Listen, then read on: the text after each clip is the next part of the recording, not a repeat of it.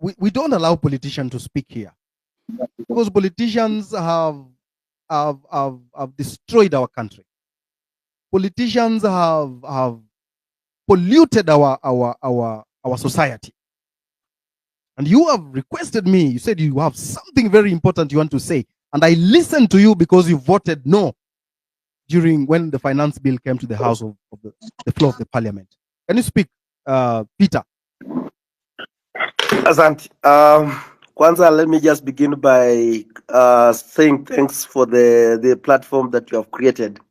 Indeed, when I just started listening from the word go, when you gave your remarks, I was so much impressed because you touched somewhere whereby there is a mess. You know, we have been just trying to talk, but there is a place that where Amerix you touched so deep.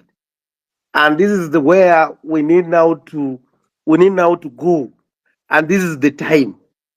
Because number one, all these problems that we are facing, it is because of we have lacked a parliament that is vibrant, a parliament that can hold executive on serious oversight. Because when the constitution was made, maybe I'm not good a historian, but you're all aware that we have 3 arms of government, and each arm has its own roles. And I remember when we met with the president as young parliamentarian, he told us that the young leaders when young parliamentarians some time back, that we should legislate. Our work is to legislate. But so surprisingly, you find like if there is a controversial bill that has to go through, you will find like the members you meet with, like you remember last time we had people like Narama, they had made a deliberation position that I'm going to vote no. But the moment these guys they are called in the parliament, in the state house, when they come back from the state house, everything has changed. And that is why there is a point where you say that we need a referendum, a constitutional referendum, whereby we can separate the presidency. We cannot have a parliament that is an extended hand of an executive. Recently, you saw what just happened as a procedure of the House. We never have, we are not used to have, we always have the House business. Tuesday afternoon, then Wednesday from morning to evening, and then Thursday from 2 onwards. But if we want to have a sitting on Thursday morning, there is always a mover, and then we deliberate, and then we agree that the House is going to sit the following day. But it was very unprocedural that even most of us we were not aware that we are going to have a sitting on that particular Thursday morning. But just because somebody has received instruction from the State House that we need to get the issue of the military, that now they have to pass it in the House whether the opposition are there. So in the morning around 3, around 2, around 8 is when they are sending us message that we need to be in the House when they have already themselves have been mobilized. There's this issue also they come up with. That the executive can even spend money, some money without the approval of the House that is outside the budget, and just because they receive the instruction from another arm. There is another one that the government can go ahead and borrow money even without there's a figure, without even notifying external borrowing, without notifying even the parliament. So you note that there is a problem, and this problem must be sorted out. There is no independence in the parliament, and that is why I just asked Amerix to request me to come in so that I can also explore, because we are there, like with the first time MP. Sometimes you will ask yourself, why are we not even be able to not to speak in the House? There are those, like there's one who say that there are those who they have stayed there, so they call them. That's why he told when I was going that I cannot be monopolized here. I cannot be molested, whatever, and then I come here again because there are those who call themselves veterans. So you have a burning issue, but to get a point to speak, and then it becomes another hell. And then there is this what you call the patronage of the parties, like parties, and that is where now we have to converse. That is where we have to speak about. Why is it that these members of parliament, like the opposition, this is not about only the government side, but even on the opposition. Even me, at one point, I was removed on from a departmental committee just because of, I don't know, even I don't understand. And you ask myself, why did you? But it's because of some politics that was just happening. And then you also realize that even those who are in the Kenya Kwanza, they'll be told that you have to follow this direction. If not, you're going to be removed from the committees. So that is where we need also to have a conversation. Who gives the powers to nominate members into specific committees? And I want to also thank the LSK. And I was so much worried. I remember even I told I was worried if Faith Adhiambo will accept Odhiambo will accept the welcome to full Kenyans that they are trying to look at an inquiry commission to look at the issue to do with the debt position of this country. And I want to tell you that there is a report that was done, and this report was done by there is a committee that is there. It's a select committee called the Public Debt Committee that is mandated to look at the debts of a country.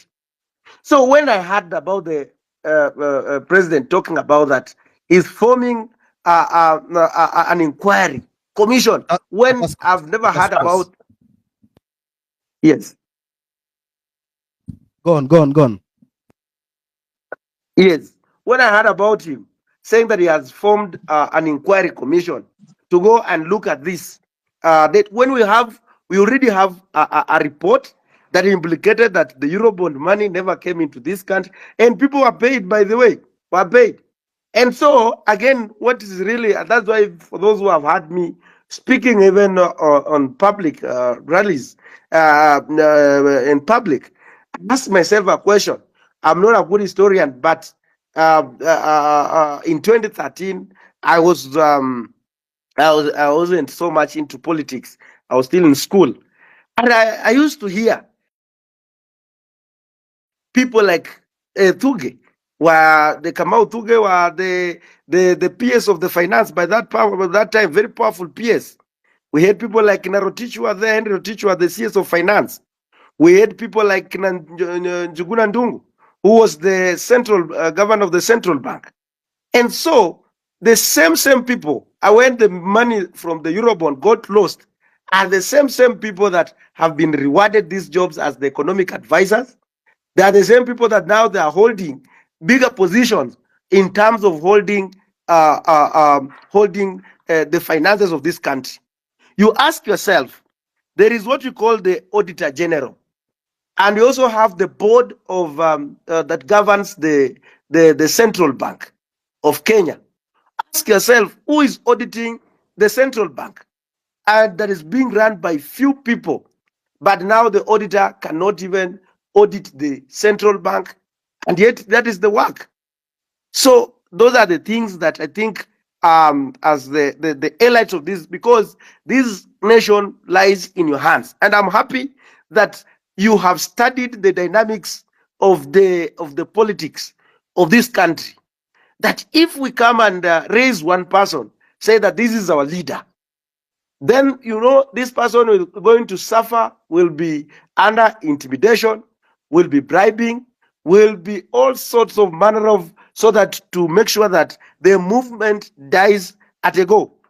So when you, and that is why I want all of you to remain with that slogan. And I'm happy that most of the members, you are mark timing each member. And I'm happy even Boniface Menguwen was trying to do, you are able to bring him on board and tells him this is the direction that we want. I've heard about people like Robert Alai, being called on order. You have to make a position. You don't need to have someone to come and discourage the people, because these people, they're and again, you remember the last Finance Act of the Finance Bill, or the Finance Act of 2023. In the House, there is what you call the Business House Committee. The Business House Committee is the one that is mandated to give members on the business that are going to come into the House to be discussed. It is so much unfortunate that even it is unpredictable. If someone wants to pin you down, they will tell you that we are going to vote. Like last time, we have not been notified. Like, we knew voting is going to be next week, but our leader, who is there, has not communicated to us, telling us that now there's going to be voting on this particular time and day and time, so that don't go away. So you just find at the moment the voting starts, and that is why finally in 2023 Finance Act, most of the people were in the House, but they never voted, because walikuja wanafunga mlango, and that is it. So I just wanted to highlight those issues, so that at least it can also give you direction as you. But this is the time for you to call upon the referendum and fix some of the things that you are seeing. Because look at the last thing that I just want to tell you, and I'm happy that this is the thing. I'm in the Committee of Agriculture. When I'm in this Committee of Agriculture, we were mandated to have a report, and we worked in all the cereals board in this country, trying to look at the facts that whether there was on the issues of the fertilizer. And indeed, the report that we came up with, that there was a mess. The soil that was being sold to the Kenyans, the issue of the scandal of fertilizer. So when we brought this report on the Parliament, they just put it that side. No one used it. And then these people are working scot-free. So thank you so much for bringing on board. Thank you very much. But I want to put it to you that the entire nation is so disappointed with the House. The entire nation is so angry with the Parliament. And the only thing the nation wants right now is that Parliament should be recalled, the whole of it.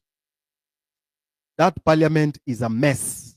Because from what you've told us, it's like Parliament is now like business. It's like a market. You know, the person, the one you can buy is the one that will pass those bills. So we want that Parliament to go home. It should be dissolved, all of it. We don't want it. And if they continue staying there, these young men will come back for them, and they will now remove them forcefully from those seats. So go and tell your members or your colleagues that we are so disappointed. We do not want anything to do with them. Degwanjiru. Habari yako? Thank you very much.